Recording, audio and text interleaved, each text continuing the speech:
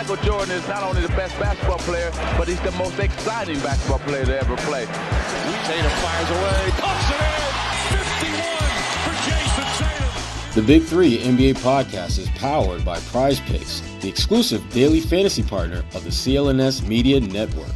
Welcome to another edition of the Big Three NBA podcast. I'm one of the co-hosts, Sherrod Blakely, and I am joined by the wonderful and amazingly awesome Lauren Williams of the Atlanta Journal-Constitution. How you doing today? I'm good, as always. As always, you're good. And the team that you covered, they're looking pretty good. At least, well, Atlanta, they're looking good. The Celtics, they might feel differently about that. We're coming to you after the Hawks completed the back-to-back wins over the Boston Celtics in Atlanta. This week had a very playoff-like feel to it when you have a couple of games in one city and you spend time there for a week. But the outcome, I don't think I'm showing any homerism or bias when I say this was probably not what people thought would happen when the Celtics came to the ATL. But Atlanta gets not one, but two wins over the Boston Celtics and are, really, they've won 4 in a row. And the Celtics have been kind of like Superman against almost every team they played this year. But it seems that with the Hawks, have they met their kryptonite? Because this was a really unusual back-to-back games that did not feel like it was a fluke per se. What's your takeaway from these last two games between the Hawks and the Celtics? It's hard for me to say that these two games are a fluke just because I've watched, at this point, 70 plus games of the Hawks this season.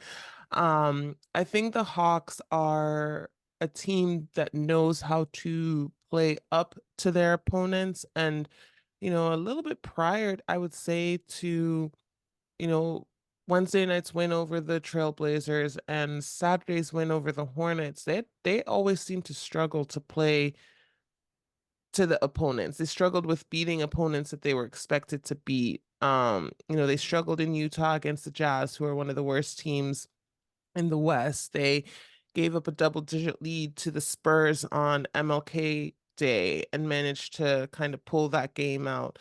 They lost to the Wizards in one of their final meetings of the season, and the Wizards are one of the worst teams in the East. So it's hard for me to say that this is a fluke, or say that they're turning a corner or anything like that, but maybe they just happen to be peaking at the right time and we're witnessing it. I think Saturday's meeting against the Bucks will be very informative about where it is that they are at this point in the season, considering everything that they've been through so far. Yeah, I mean, and lots of different players stepped up in really both of the games in Atlanta for the Hawks. The one guy that obviously stands out is DeJounte Murray. Not only did he have a career game in terms of scoring, he also delivered the game-winning shot with I think 0.1 seconds left to play. So he literally made his shot right on time to get the win. What has been, from your perspective, just what's been the key to his steady play, particularly with the absence of Trae Young? I think the big thing with DJ or with DeJounte is that he's really thriving in having a leadership role and being kind of the QB1. Because before that he was kind of QB A or B depending on the night. You always have to share the ball with Trae, and as a point guard, I'm sure that they're a rhythm guy. I mean, point guards need to have the ball in their hands to kind of establish the tone of the game, and he's been doing that for the last 17 games with Trae out. So it'll be interesting to see how they integrate Trae back into the fold once he returns from rehabbing his injury or rehabbing from surgery. But I think DeJounte has also cultivated, I guess, a bit of a culture where there's a lot of give and take between him and his teammates, and they're really learning to trust each other in this process because there have been so many people in and out of the rotation with injuries. And it's been fun to watch just because he's been putting up some of his best basketball, not just on the offensive end, but on the defensive end as well. I mean, he had that chase down block of Jaylen Brown trying to go up for that dunk, but unfortunately for the Hawks, the rest of them didn't get back and finish out the defensive play. But I think one of the big things is that we're seeing a lot of unselfish basketball from this team. And even though DeJounte has been kind of the one that's been on the rise or sticks out nationally as having a bit of a rise right now, it's the whole team. We have a lot of, or they have a lot of people stepping up on so many different parts of the court, or at different points in the game. And DJ is one of the guys that's kind of reaping a lot of the benefits from that. And he's doing that while dealing with back injuries. So I don't know if that's a good thing. But we'll see how it plays out because backs are finicky things. They are, and very unpredictable. Yeah. But certainly the way that he has put this team on his back, I can see why he's a little bit sore. Yeah. The way he's Yep. carried this team. And again, in that the game on Thursday night, he had 44 points on Mm-hmm. 18 to 44 shooting. Also had with people they look past. He also had 7 rebounds, 7 assists, Mm-hmm. and I think he had Two two or three steals. turnovers. Yeah, and he had a Yeah. couple steals as well. Had a One very turn, three turnovers. You're right. You're yeah, right. had a very balanced game in terms of impact in Mm-hmm. multiple categories. But one of the points that you touched on, and I think it's an important one because it's one of those things that is always tricky, and that is when you Mm-hmm. have a core guy who's been out and the team starts playing better. Mm-hmm. Now the fact that DeJounte has played well really shouldn't come as a shock to many people because this guy was Mm-mm. an all-star just a couple years ago. So it's not like he hasn't played at a high level for an extended Mm-hmm. period of time. But coming back at some point will be Trey Young. Mm-hmm. And when that happens, how are they going to make things work? Because we've seen them play together in stretches where Mm-hmm. they look good. We've seen them play together in stretches where they have not. And now that the team as a group is playing really well, I'm just what how do you think Trey is going to reintegrate himself with these guys, or will it be the guys kind of recalibrating how they're going to play around Trey? How are they going to make this work and keep things rolling the way they are? I think it's as simple as they're gonna have to be sacrifices that someone's gonna have to make. And I think one of the big things it's gonna really fall on DeJounte and Trey to decide who, at one point is gonna be that person that might have to sacrifice a little bit more. I think as Trey kind of reintegrates into the rotation, the big thing is he has to remember is that he's been out for a while and he might not necessarily be hitting shots the way that he was in December when he had that huge streak of 30 plus points, 10 plus assists going. And December was a long time ago.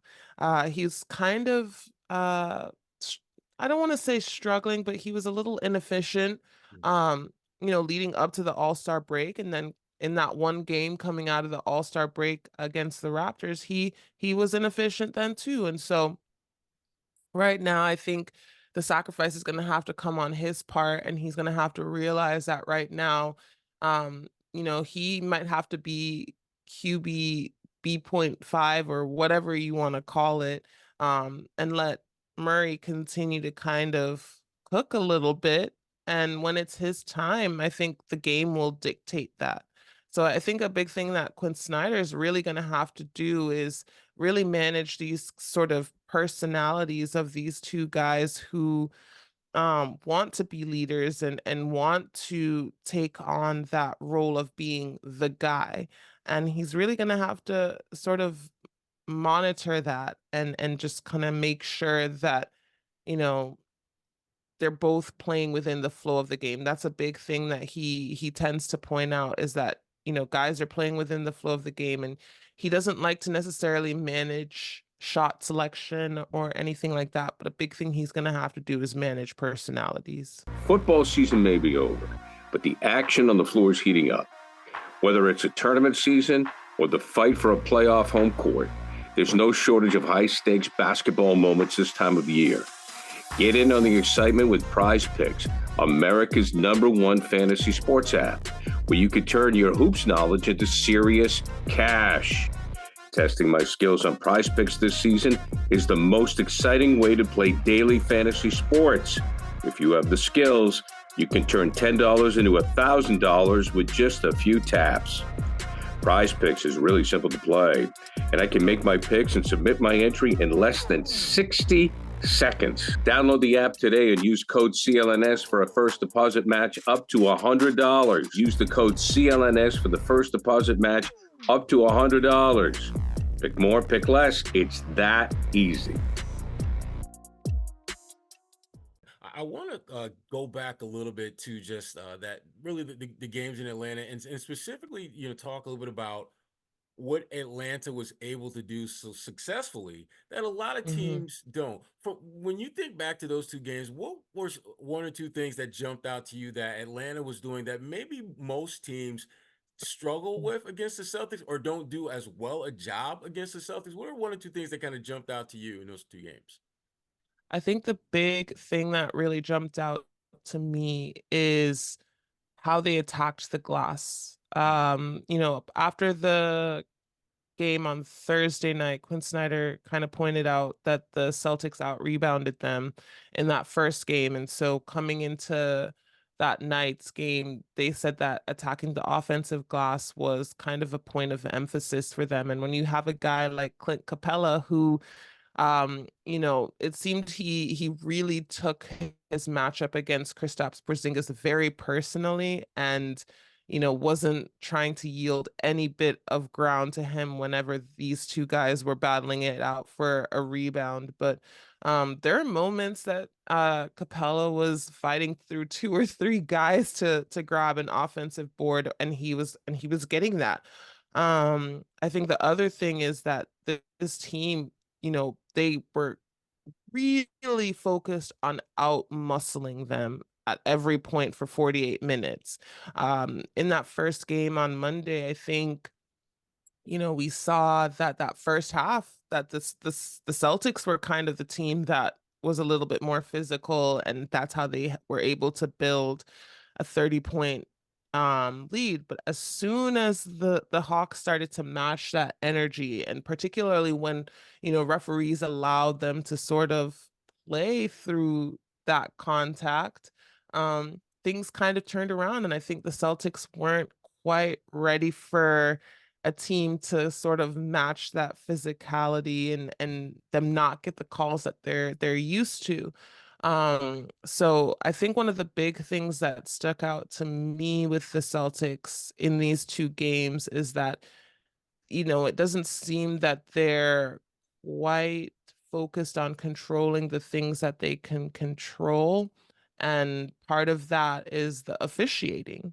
Um, I think sometimes when I've watched the Celtics in the past, it seems that they're used to getting a certain type of whistle, and when they don't, it's like they fall out of themselves as opposed to focusing on what it is that they can do. Yeah, they had lots of moments like that, more than usual. That you get what I call it's the Tatum pose stuff. Mm-hmm. Why Mm-hmm. didn't I get that call? He's that's one of his signature moves, unfortunately. And we haven't seen a lot of that this Yeah. year, which Okay. I attribute that to the fact that they're just winning more games. And it Mm-hmm. felt as though he had turned a corner, but game on Thursday felt a little bit like a relapse moment for Tatum, Mm-hmm. where he fell back into some of those bad habits that we've seen him have and the Celtics as a team have had. When I Yeah. think back to that game on Thursday, uh, Mm-hmm. the one thing, and you touched on this, the physicality. I just Mm-hmm. don't think the Celtics really met that. It felt in watching the game as if the Celtics thought, because we've got players 1, 2, 3, 4, 5, Mm-hmm. 6, 7 playing, that Mm-hmm. talent is going to get us through this game. Mm-hmm. We don't really need to be physical because we're a better team. We're this, that, and the other. And the thing that we're constantly reminded of is that, when you get to this level of basketball, you can't just show up and beat teams. You got Right. to play. That's when you see teams with I mean, the Detroit Pistons, they've Mm-hmm. had a lot of downs this year, but if you don't show up to play, they're going to beat you. They've proven that this year. They haven't Mhm. won a lot of games, but they've won enough games to where you can't just show up and expect the win is going to automatically fall into the box for you. And it felt as though the Celtics came into, I think, both games thinking that they were just going to cakewalk. And for the Mhm. most part in the first game, they did, and it seemed like they let their foot off the gas and it just gave the Hawks just enough life to get back Mhm. into it. But it's interesting to me that not this is the one team that really seemed to play with a no fear of you attitude towards the Celtics. And I'm just curious, what's what's going to be the key to them keeping that same edge, that same swag, if you will, going forward? Because there's a lot of games they've got, well, not a ton of games, but they've got a number of games before the playoffs begin where obviously they're trying to build on that. What's the key from your perspective of them really kind of harnessing that energy, that vibe that they got in these last two Mhm. games and building on that going forward? Honestly, it's consistent execution and consistent focus. I think in I think this week has kind of been a good not barometer, but a good mirror for the Hawks as far as kind of having two sides of the same coin, playing bottom of the league teams, every other night, and then the Celtics in the following game after. You had them play the Hornets, they blew them out, then a Celtics team that leads the league. You play the Portland Trailblazers, bottom of the Western Conference, and then again you're back to the Celtics. So I think when you have like a Portland Trailblazers team who has seven of their veteran players who have reputations as good players around this league, sitting out, but they're playing young guys. It's kind of a similar thing that you were talking about that the Celtics need to, fight through. You have to play above the level of your competition. And I think in the first quarter of the Hawks' game against the Blazers, they quite weren't ready to play a team that didn't have guys that they were used to going up to, a young, scrappy team. And it ended up with them trailing them at the end of the first. And then they kind of got it back in their head and they focused, they executed, and they played well. Um, and so I think that's something that the Celtics will have to remind themselves of, is that they're not playing to the level of their competition. You guys have a reputation of being the best in the league, and people are going to expect that. And so for the Hawks, they kind of have to mirror that sort of thing as well, where they have to remember you can't play to the competition.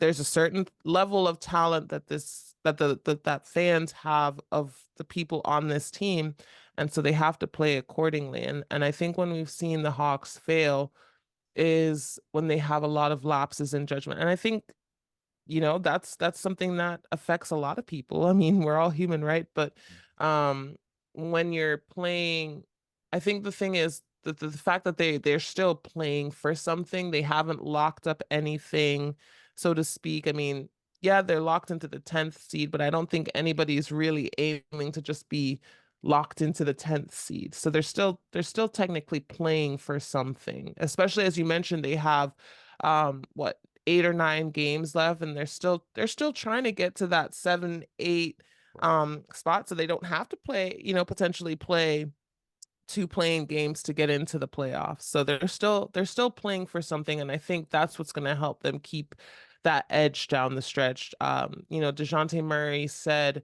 after the game on Thursday night very emphatically that they're not tanking and that they're competing to win. And so um I think that's what's going to help them keep that in mind. Yeah, and the point that you make about them playing for something, and certainly Hmm. that's it looks that way, the way that Yeah. they're playing.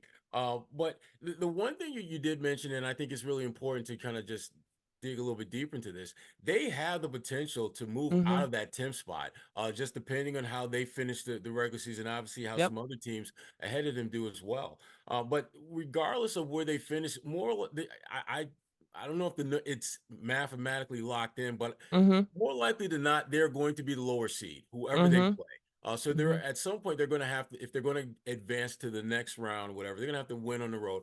But Hmm. before you can even get to that point, they're the matchups. When you look at teams like Boston, you look at teams Mhm. like Milwaukee, you look at Cleveland, teams that more likely than not, if they're able to get through the play-in or they, you know, get up high enough where they're not in Mhm. the play-in, they're probably going to have to play one of those three teams. Mhm. Who do they match up best against when they have when Trey's back and they've got the full cast ready to roll? Which Yeah. of those top three teams do you think they have the best chance of knocking off if they were to see them in the first round? I think we've seen them play really well against Milwaukee, but that was before Milwaukee had sort of figured itself out and moved on from Coach Adrian Griffin, and they haven't seen a Doc Bucks team yet. So this will be the first time for them on Saturday. So I think I might have a better idea. But yeah, if they're fully healthy team, you know, they have Trey, as you mentioned, they have Right. Jalen Johnson, Onyeka Okongwu coming off of the bench.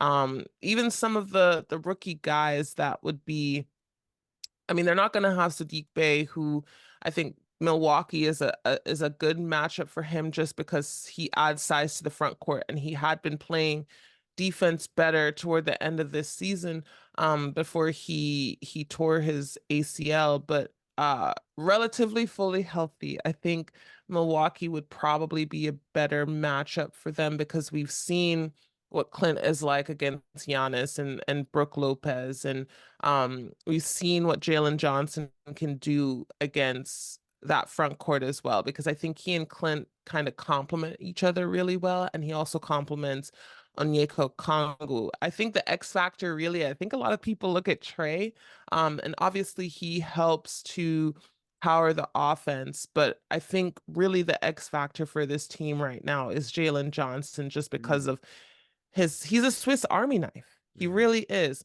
He adds size. We talk about, you know, the wingspan and the length that people have. And he has both of those things because he's standing at what, 6'9". He's shoot the ball a lot better this season, and as he's gotten into rhythm, you see that he's a lot more confident with not hesitating on shots. He still does, but you know, you forget that he's 22 because of the breakout year that he's had, but he's still very, very young. And he does it on both ends of the floor. And on defense, he plays hard. And that's something that this team needs, because when he missed those 14 games with that wrist fracture, the Hawks went 4-10 after starting the season, 6-4. Mm-hmm.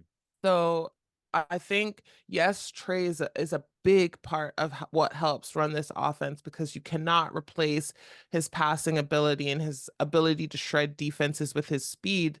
Because he, you know, DeJounte is fast, but Trey is a little bit faster and a Trey's a different kind of little fast. shiftier. Yeah. Exactly.